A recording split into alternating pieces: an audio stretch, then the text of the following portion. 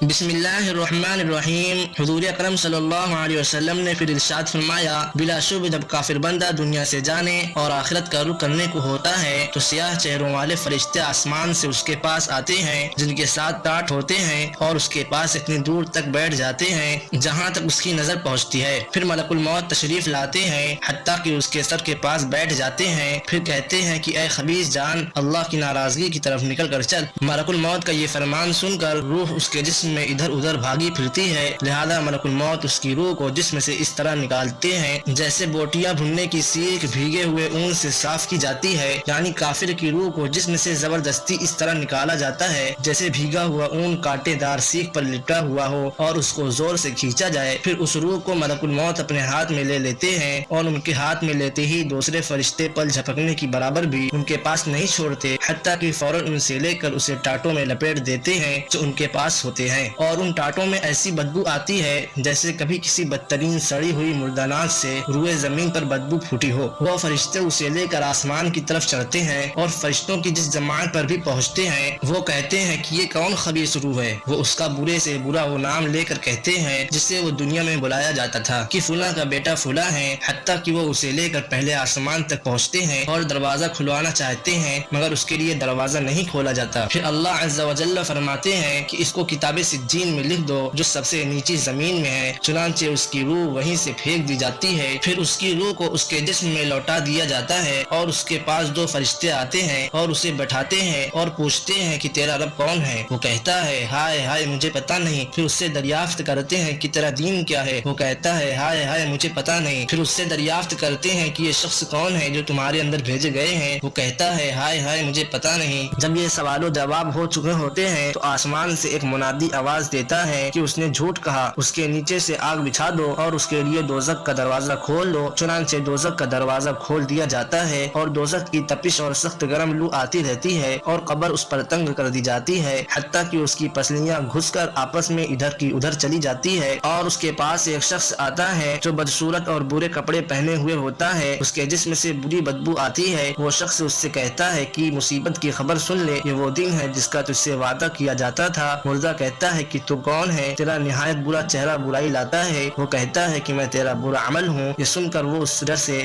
کہ میں قیامت میں یہاں سے زیادہ عذاب میں گرفتار ہوں گا یوں کہتا ہے کہ اے رب قیامت قائم نہ کر۔